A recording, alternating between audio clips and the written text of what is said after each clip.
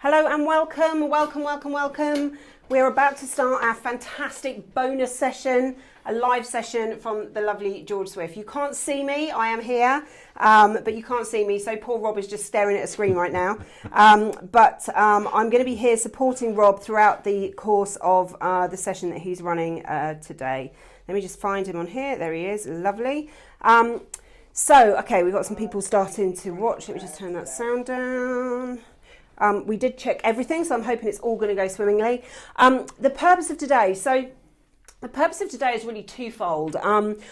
One is Rob is prepping for a TED Talk. So for those of you that are aware of TED Talk, it's one of the most prestigious stages that any speaker can be on, and Rob is prepping for that as we speak.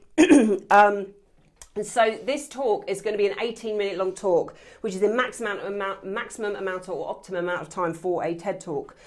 So a bit of a random time, but that's the rules that apply. The other reason that we're showing it to you guys is because it's an awesome opportunity for you to see.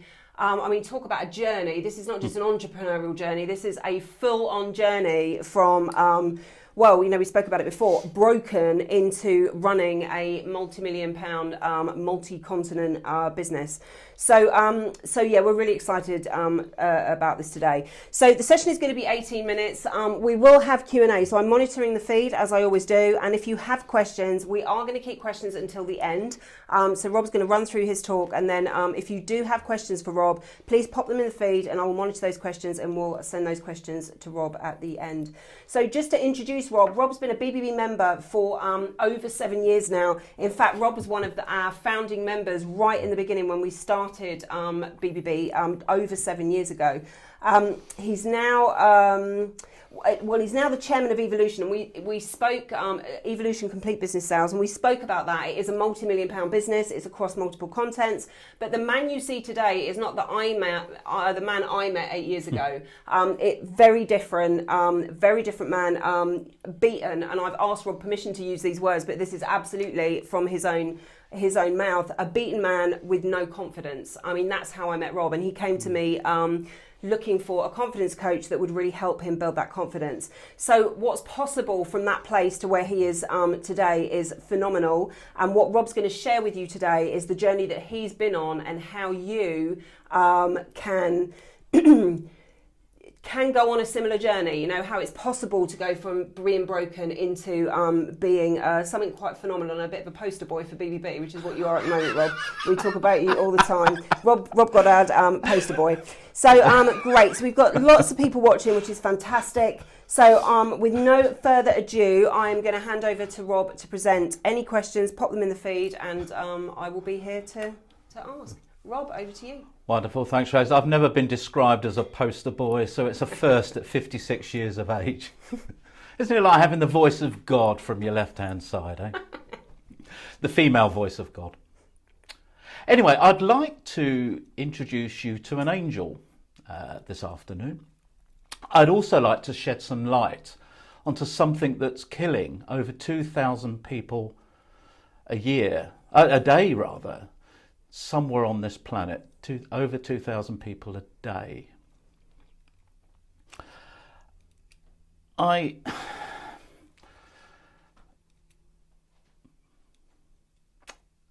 There's something in that statistic that is really grounding and thought-provoking, because I hadn't considered this, but 2,200 people a day taking their own lives, and that's up 40% in the last 20 years, is an incredible statistic. As is, the majority of those deaths are men. And I didn't know until I looked in and investigated this whole subject of suicide, that suicide is the biggest killer of people under 45 years of age worldwide. I thought it was something like cancer, but it isn't. It's suicide. This means we have a global crisis, and it also means that on average, 1 in 3 people that we know is either being affected by suicide, by someone that they know and love, going through depression and suicidal thoughts, or has experienced that suicide for themselves or attempted suicide. That's a sobering statistic as well. This talk only has one purpose, and that's to provide inspiration and hope for those that are struggling with life. Hope for a better life, not one where you just survive and bob along the bottom, but actually one where you thrive and enjoy life in all its fullness and richness. See, many years ago, I suffered from depression. In fact, it went on for 5 years, and that picture to the side of me is how I saw depression. That's how I saw it when I was going through that. It was a big black cloud that was ominous and seemed to have its own life. It came and went by itself. I had no control over it. That's a hard thing to contend with, because I'd spent 30 years of my life up until I was mid-40s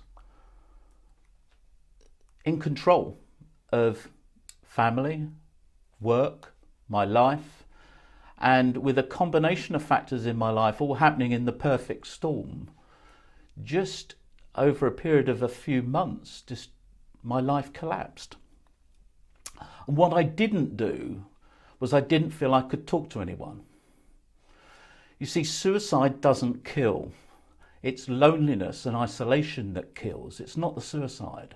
It's people cutting themselves off from at least one person that they can talk with. And I was like that. I didn't share with other people. I just carried on, put a brave face. I've been in sales for 40 years. So I'm used to playing that part and playing a role, being an actor. But that's no good when you're suffering. So,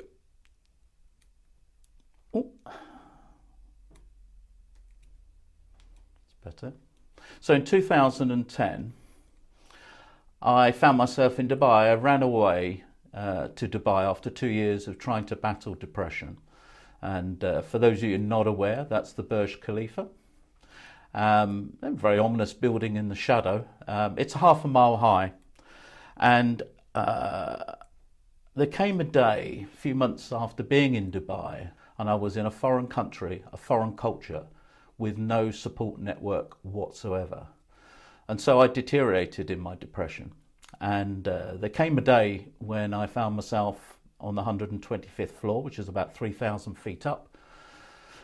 And I decided that today was going to be the day that I'd take my own life and I'd throw myself off the top of the Burj Khalifa. I'd also worked out the night before that it would take me 13 seconds to hit the ground with terminal velocity. You do strange things when you're suffering from depression. You lose rational thought. I didn't want to be a burden on other people, and that's why I didn't share my problems with other people, because I didn't want to be a burden to them. And also I got into that mindset of, if I left this world, no one would miss me. And it's not meant to sound like self-pity, because it wasn't. It was, the world was carrying on without me, and it will continue to do so, and I didn't matter.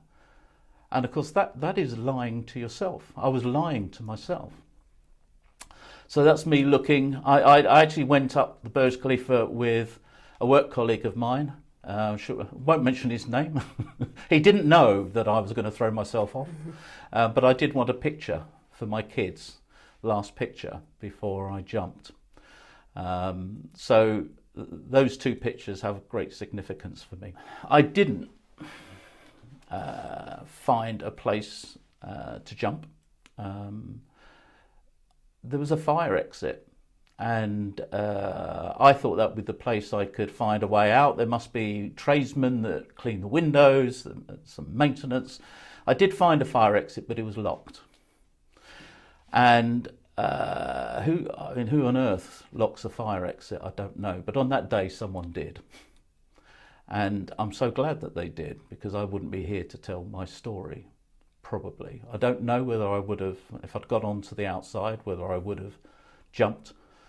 I know some people pull back from that. I've heard stories of people pulling back. I don't know. What I do know is that I couldn't have that choice because the fire exit was locked.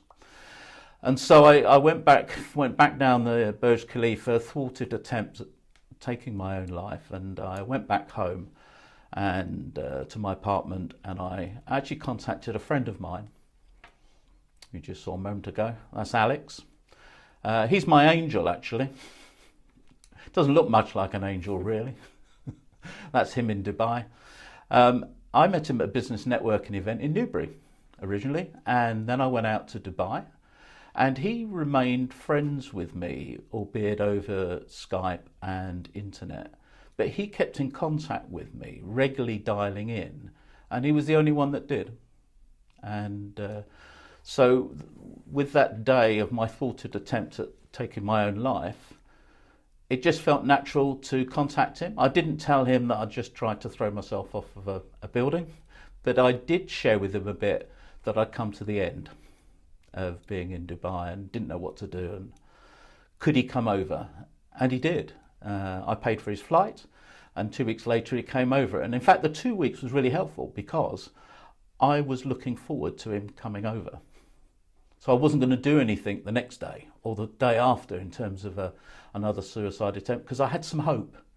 I had some hope that someone was coming and that I could share with and talk to a friend. That's Alex now, and we've both changed. He's a good pal still, and when he came over to Dubai for those 4 days, we spent most of the time poolside. But he asked me a whole list of questions, but one of them was, well, what do you really want to do with your life? I've looked in your fridge, Rob, and there's nothing green in it. It's true, it's just meat and alcohol. I was self-medicating, I was a functioning alcoholic by that point. I'd stopped taking the prescription drugs. There was about 700 plus antidepressants and sleeping tablets that I'd amassed. He said, what do you really want to do? You're clearly not happy here, and life's not going well. And typical thing, particularly for a man, is to say, I don't know. But he said, well, if you did know, what would it look like? Which was a brilliant question.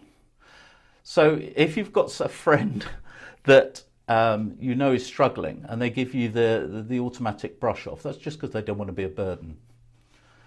That is a fantastic follow-up question. Well, if you did know what it looked like, if you did know what it was, what would it look like? You're getting someone to imagine the future, a positive future. See, there's always, even in despair and those darkest moments, there's always a bit of life somewhere. That's in a desert out in Dubai. Can you see the little bush? There's me. If you can't see it too well on your screen, that's me in the blue and the white shorts. There's a little green bush amongst all that dryness and arid scenery. What you can't see the other side of that sand dune is the oasis, actually. You might be able to see if you zoom in at some point, there's a little pylon. But there's life the other side of that sand dune. You just can't see it where you are at the moment. So there is life, even when you're struggling with life, and it just seems to be one disappointment after another, and you just can't seem to get out of the rut that you're in. There is life. It's just a question of digging in and staying where that life is. And for me, it was being able to share with someone called Alex. And I think everyone needs an Alex in their life. At least one, maybe some more. See, if I hadn't have had that Alex and that conversation, if he hadn't come over, I don't know what would have happened. And I want to leave you with one final thought. If that fire exit hadn't been locked, and if Alex hadn't come over, I would have deprived a number of people of an ongoing relationship. As my two sons, Tom and Josh, twins. Again, I was in Dubai desert, certainly nowhere near Basingstoke. I would have robbed them of a future relationship with their dad had I taken the steps and it been successful. And I would have done the same with the 4 children, the 4 daughters that followed Tom and Josh. I have 6 kids now, 4 businesses, 6 kids, but 1 life. And more twins with Katie and Lizzie there. I would have robbed them too of a relationship with a dad. And also with my best friend, Christina, and now my partner in life. And that's on a flight to Dubai, because she works for me part-time now and runs my diary in Dubai. And I certainly wouldn't have had my extended family of my team at Evolution. Those are things I wouldn't have had. And it's sobering that you can take one action and you can affect the lives of so many other people by taking that one action. And so now I've written a book which is available on Amazon, or if you write to George and Tracey, you can have a free copy. I'm going to leave a dozen or so here, about my journey through battling depression, building a business while I was depressed, functioning alcoholic, and still coming out the other side. And I am not special. I just had an Alex in my life, and maybe you need one in your life. Or if life is going well for you, maybe you could be an Alex to someone else. All it takes is a bit of time and to ask questions. Just spend a bit of time, whether it's a coffee, lunch, just to do something together. That's the most valuable thing that we can give as human beings, is a bit of our time. And in this highly technological world, that's one thing that we seem to have less of, is time for people. We have lots of time for people on social media and coming to you through the ether. But actually having one-to-one time seems to be really under pressure for most people on this planet. And that's the one thing that can correct those statistics that I gave at the start. It is opening up a conversation with people, particularly with men, because we're the majority of suicides on this planet. But opening up a conversation and having a chat with people and sharing a bit of life, so that there's at least one person that knows, can understand, and can be a sounding board and a listening ear. And, as Alex did when he looked at my fridge in Dubai, challenge me on my diet, which just seemed ripe coming from Alex. But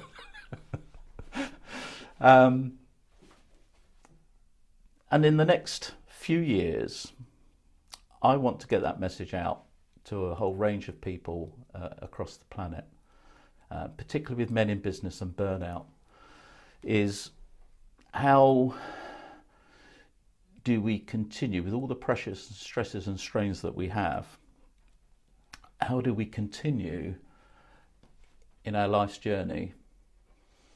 And I'm in the process of setting up a charity and a foundation, and that charity and foundation will have all sorts of different spurs to it, whether it's orphanages, shelters, something to do with mental health and depression, and I don't know what else in the next 10 years. I just know I want to go on that altruistic journey. I still have, I have 4 businesses now, and I don't run any of them.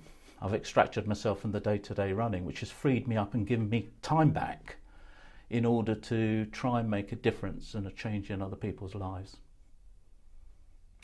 So, challenge you, if you're struggling through a difficult time at the moment, to find an Alex, be prepared to just open up, just one sentence to someone that you trust. And if life's going fine for you, maybe just keep an extra ear open when someone says something and you think, do you know what? They might be going through quite a tough time. Go for a coffee, have a chat, and don't judge them. Just be a listening ear. Wonderful. Thank you for listening. Thank you so much, Rob. That was amazing, and what a heartfelt journey you've been on, and you know, just sharing the depth of it with us. If you do have questions, please post your questions in the live. There is a chance to ask Rob questions, so please do. Some lovely little love hearts coming up for you. Please do ask any questions that you might have for Rob. I just have a couple of questions for you. One is, what Why now? So, this has been a long journey for you. You kind of touched on your why now at the end, but why now start wanting to take this message to the world? What is it that really triggered you to do this? It's a really good question. I guess it's just being aware. I knew that most of the suicides, I knew anecdotally most of the suicides on this planet were men. There's an issue with us men not sharing. It's often said that women talk feelings and men talk facts. Yeah. And it's a bit like Mars and Venus, isn't it? Those wonderful Very books. much so. So why now? I guess I just had that revelation and that vision that I could do something now. I have the ability, I'm fortunate enough to not have a day job anymore because I've extracted myself from the running of businesses. And that doesn't mean retirement. That doesn't mean pipe and slippers. That means just changing my activity to something that's more altruistic and more about trying to make a difference in people's lives. And because I've lived through depression for 5 years and being an alcoholic and building a business at the same time, I think I've got something there experientially that could be helpful to a wide range of people, particularly men in business. And I've come across guys in the normal course of my work, business owners that have all the trappings or have the trappings of success and life, but are thoroughly miserable. And some, I've had a few over the last 10 years, that have wanted to find a way out that was meant taking their own lives. So I've experienced it. I've not had the ability or the time, really. I've had the inclination, but not the time to do something about it. I want to open up a conversation between men, but it's wider than just men. I think what's interesting about men and what you said about depression, so obviously we work with business owners all day long. Depression is rife, so there aren't many business owners that I work with that either aren't depressed right now or having had it at some point, including myself and George. But men in particular do find it difficult to open up. It's a gross generalisation, but I've been doing this a long time, so it's my experience. What advice would you give to a guy or a girl dealing with it right now who didn't feel like they had an Alex, who felt they were really isolated? What advice would you give to those guys? So don't give up. It's the first thing. It will at some point. It may not be tomorrow. It may not be next week. It will get better. And taking your own life is a permanent solution to a short-term problem in relative terms. It will get better, and it will. The getting better and life getting back on track a bit more, so that you're not feeling the way that you are, is usually accelerated by having someone close or people close to you that you can share and open up with.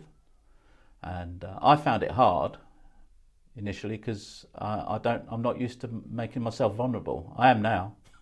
I've had a decades of experience of making myself vulnerable. And 8 years of BBB. And 8 years of BBB. And that's how I am now. And people I've only met in the last few years, when they find out about my past, find it difficult to equate the two. But I was a beaten man. I had no confidence 10 years ago through that experience. But I'm trying to change something bad into something positive and good. And I can only speak from my experience. I am not an expert in mental health, and I don't pretend to be. Mine is situational depression. But it took 5 years. Do you know, when I went to the GP, after my world collapsed, my life collapsed, went to the GP for drugs, prescribed obviously. I said to her, if I take this course of antidepressants, will I be okay in 2 weeks? And she had to stop a laugh. She said, it could be years, probably will. And I didn't believe her. I thought it was something like the flu. You take depression. I thought with the aid of drugs, some positive thinking, within a couple of weeks I'll be right as rain. And I just so naive. And I had to go through that experience. Now I'm more empathetic to other people. And I'm more sensitive to what they say. Sometimes the wording that they use, it might be one word that they use in the sentence that you can pick up and you tune in. So going back to your original question, if you're really struggling, do find one person that you trust to just go for a coffee and chat, and don't feel that you're a burden, because you're not. You know, one of the regrets when I've spoken to families that have lost someone through suicide, the one key regret that comes up is, I wish they'd said something. I wish I could have done something. And often with people who take their own lives and don't leave anything behind, like a message or the reason why, the family are left for years wondering, what could I have done to make things different? So if you're in that situation, you will not be a burden to someone that knows, loves and trusts you. You won't. I just want to take what you said, and I love that, and just flip it on its head a tiny bit, because we've had some questions come in. So there's a question from Michelle, and you know, it's one thing if you are the person with depression, Yeah. but it's also another thing if you are living or loving somebody with depression. It's really hard. And Michelle's question is, what question could your wife or partner have asked you that would have enabled you to open up and share how hopeless you felt? Wow. Yeah. Wow.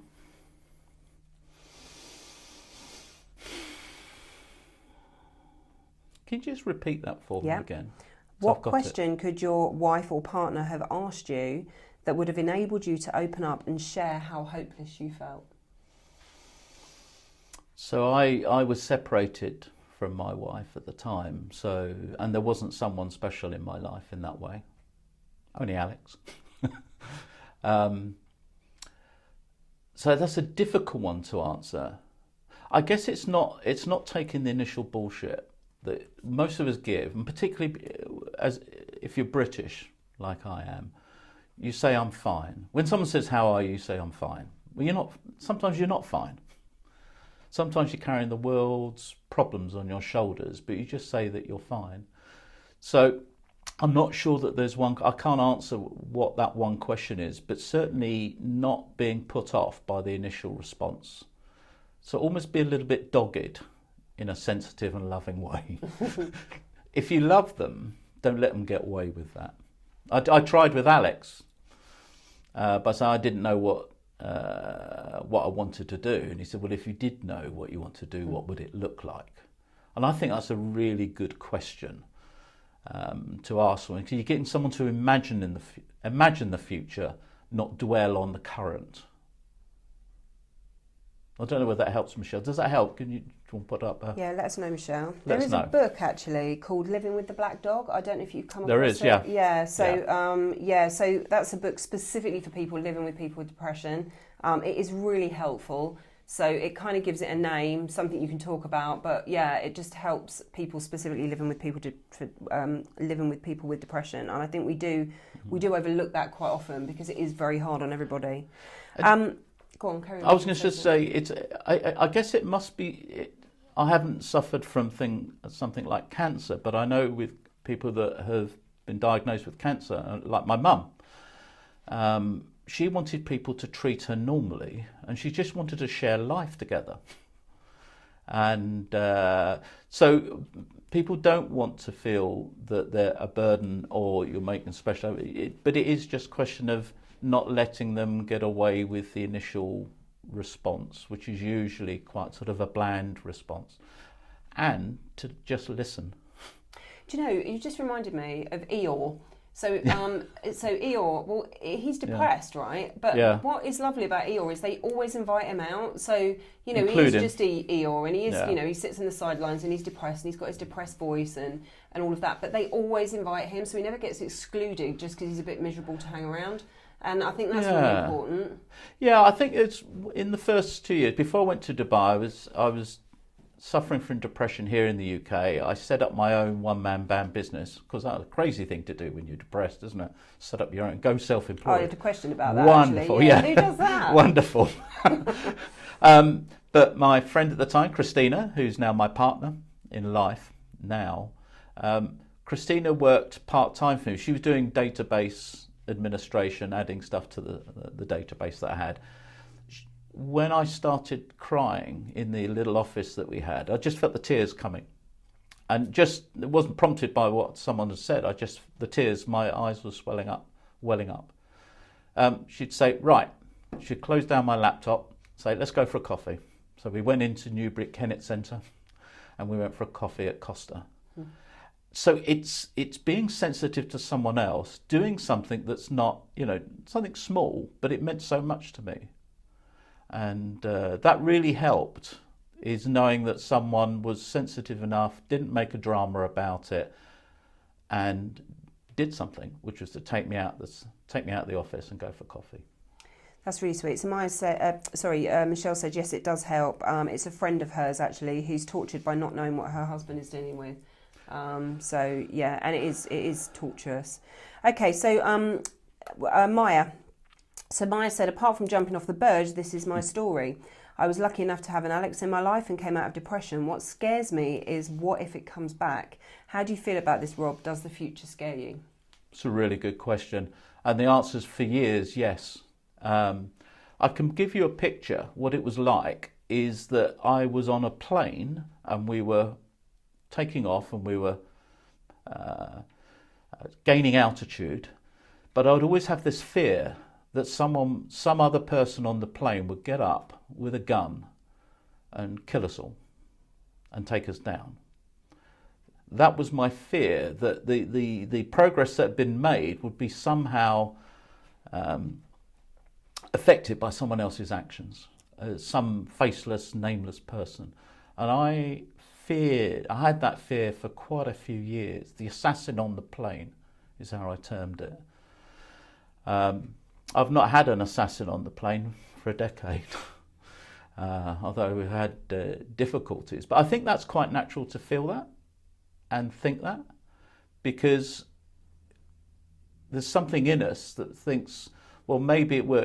I've experienced it once and it might come back again. And so my only encouragement is to make sure that you build a life or rebuild a life that's based on the things that matter.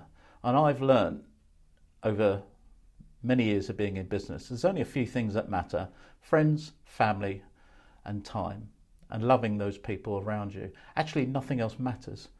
And money's a short-term motivator. It's great when you've got it, but it doesn't scratch the itch long term.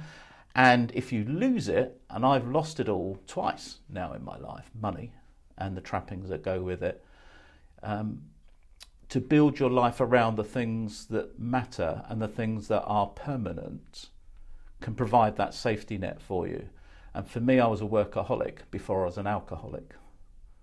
And I'd spent decades building my career and work and channeled my waking hours, my non-waking hours into work. And I don't now, but I did for several decades, and that made my life unstable. So when my marriage broke up and all sorts of other things came to the surface at the same time, I had no stability. I had one leg on my stool, and the stool went. So it just plough your time, Maya, into those people and those things that matter to you, and have longevity about them. Great advice. So I just wanted a little comment, which I am going to say because it's so flipping cool, which is about BBB. So business is bloody tough, and this is Natalie. Business is bloody tough, and it's so challenging to find support from people that understand how down the down days can truly be. I truly appreciate BBB for providing such a supportive environment to be able to share those days with. I love that, because that is what we're about. It's about you, not your business, and that's really cute. Right, we're going to wrap up, but one last question. Yeah. What is the best piece of advice that you can give somebody who is struggling right now? Ooh. It's got to be centered again around having a conversation. I think BBB is a great network, and that's not just, Tracey, the voice of God this afternoon, has not told me to say that. I've known that, having been part of the group for 7-8 years. Just the fact, I go every month to Mastermind because it's relationship, and I look forward to going. And I miss it if I'm not in the country. That is, to me, that is my business support network, because I've shared things over the years that I wouldn't feel comfortable sharing with members of staff, fellow directors, or indeed fellow shareholders, but I can in BBB. So that piece of advice really is to make sure you're grounded with people that care, don't judge you, and have got time for you. I think that's amazing advice. So we're going to wrap up, but Rob, I can see several copies of Rob's book on the table right now. So if you would like a copy of Rob's book, please drop me a line. First come, first served. As soon as they've gone, they've gone. There's about, I think, 10 copies there. 10 copies. So yeah. So if you would like a copy of Rob's book, please just ping me. First come, first served, and we'll post a copy of his book out to you. Thank you for your time today. I really appreciate it. Thank you, Rob, for an absolutely amazing session. As You're always, welcome. you just committed fully and really gave value. So I really appreciate that, guys. Thank you so much for listening.